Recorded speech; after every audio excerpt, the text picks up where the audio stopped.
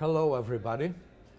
I am Renato Flores from FGV Foundation in Rio de Janeiro, Brazil, where I direct a think tank, the International Intelligence Unit. And it's a great pleasure to be with all of you here in this innovation in the Raisina dialogue, which is the Facebook modality of the dialogue. I have here two friends and colleagues, one from Brazil and another one from Mexico. From Mexico, I have Professor Mariana Aparicio from the most prestigious Universidad Autónoma de Mexico. And from Brazil, I have Dr. André de Mello Souza from the official think tank of the Ministry of Economy in Brazil.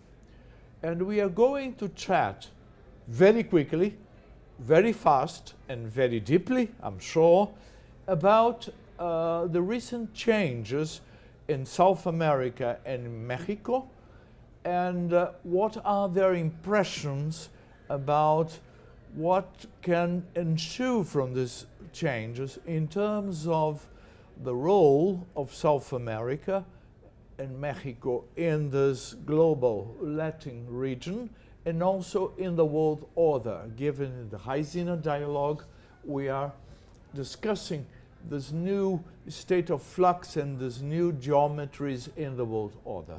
So my question to Professor Aparicio and to Professor de Mello Souza is the following.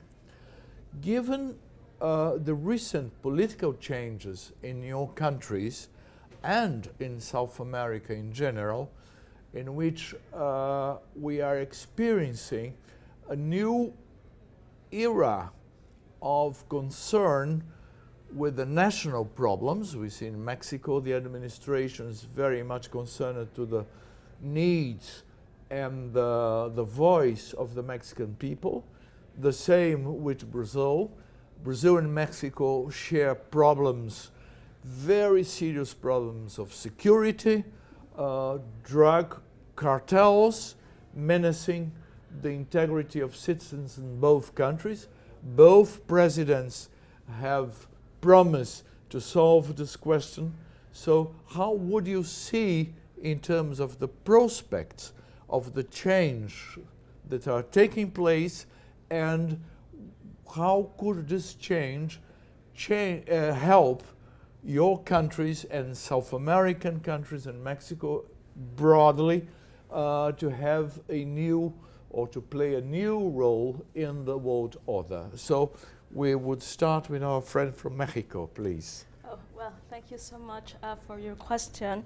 I have to say that Andrés Manuel López Obrador, our new president, is facing a new challenges in Mexico because my country have trade dependence with the United States. Recently, we signed a USMCA agreement, and the U.S. and Mexican relation is quite difficult nowadays, as you can see yesterday with the President Donald Trump statement for the wall. So it's interesting because Mexico it's the only country in Latin America and Central America to have trade dependence with the United States. So for our country, it's very important, this relation. And I want to connect this with the foreign policy issues. It's much more than with China. Your dependence with the US is total. Total. Yeah. Like 80% of our trade and investment dependence with the world. So for us, it's very important, the U.S. and Mexican relation. It's not the same from the Brazilian and another country, Latin America. So we have been experiencing another kind of trade agreements like CPTPP, Pacific Alliance. This is a new government, maybe a nationalist, as you say, government, but we are open to trade. I think that there will be no any changes in that way in Mexico, but we are interested in our economy, national economy, but with open eyes. So maybe the challenge of the next administration will be to have a different foreign aid and a foreign investment with other different countries. I mean, this is going to be the big challenge. I try to reduce the trade dependence with the United States, and as soon as it help the foreign policy of Mexico in the world and the position in Latin America and South America. So, so I. Thank you, thank you. We can elaborate if you have time. Yes. A bit more on what you said. I have one or two questions, but I would give the floor to Professor Dr. de Mello Souza. Thank you, Renato. So the main political change that we have seen recently in the region, in South America and in Mexico, as the title of the session suggests, is a change in the political orientation of the governments that are in power in the countries of the region.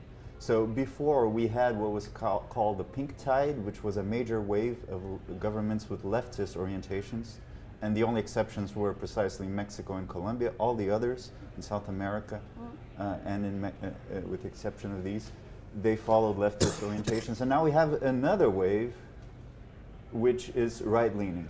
And Mexico here, again, is going in the opposite direction. With the election of Obrador, Mexico now has a leftist government.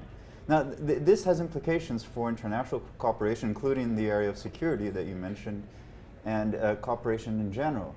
Because before too, these countries sharing a major ideological, if you will, or political orientation, they were much more willing to cooperate, and they also had a more globalist view and a very strong emphasis on regionalism and regional integration. So we had, for instance, UNASUR, the Union of South American Nations, which now all but collapsed, and we had Mercosur, we had other initiatives, Lula and the PT in Brazil, the Labor Party government, they put a very strong emphasis on cooperation with the neighbors. And this has important implications for security because, as you know, and you rightly put, our main issues with security are not interstate security. We don't have that kind of issue in Latin America by and large. If you think about it, the most recent armed conflict between two countries in Latin America was between Peru and Ecuador, and that was a border dispute. Since the end of the Cold War, there were no other armed conflicts. And so our main problem is, as you put it, related to transnational crime. And this is a problem that cannot be addressed in isolation. It requires some sort of coordination and international cooperation. So these countries have to come together. But again, with the collapse of initiatives of regional cooperation, this becomes more difficult. And there was the expectation with the election of Trump and all that this means for the U.S.-Mexico relations, and that, as you put it, Mariana, nowadays it's a troubled relationship, that Mexico would turn to South America, and particularly to Brazil, that we could work more with Mexico. But now we have an incoming president that very much wants to, and has signaled that it will align with the U.S. And follow Trump in his many controversial moves. And so this perspective is not very realistic, not to mention, as you put it, the high dependency of Mexico towards the U.S. too. Just as a final, very short question before, because our timing is over.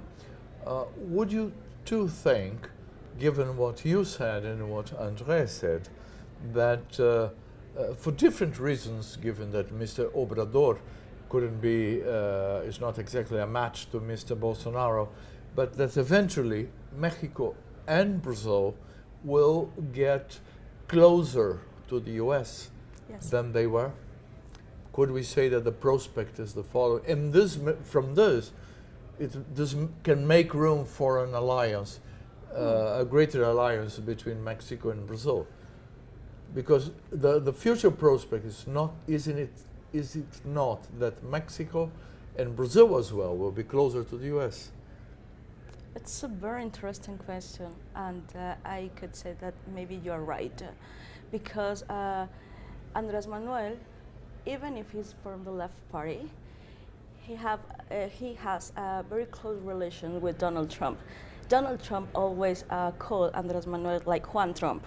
That's it. Yeah. So maybe there are big problems with the U.S.-Mexican relation, but our president is quite the same in the political way. So if Brazil come closer to United States and Mexico, I don't think so. There would be very different. So maybe we can cooperate. It will be interesting. Yes, we'll see. We'll see. One of the facets of the Bolsonaro presidency, which again follows Trump, is not to promote what he calls globalism, but a more inward-looking approach. So that again might hinder international cooperation, including with Mexico. And then again, we have to think about what's going to happen in the U.S. with the Trump government, which is also in trouble nowadays. Okay. And in any case, Latin America is no longer strategic for the U.S. I mean, if you think about it, before you had the issue of Colombia and the drug trade, and now there is Venezuela, but other than that, there's not much reason for Washington to look south. And that might also affect any attempts of approximation between our countries and the U.S. Thank you. As you all see, there are plenty of issues and subjects to be discussed. So we hope to resume conversation in the next time. Thank you very much.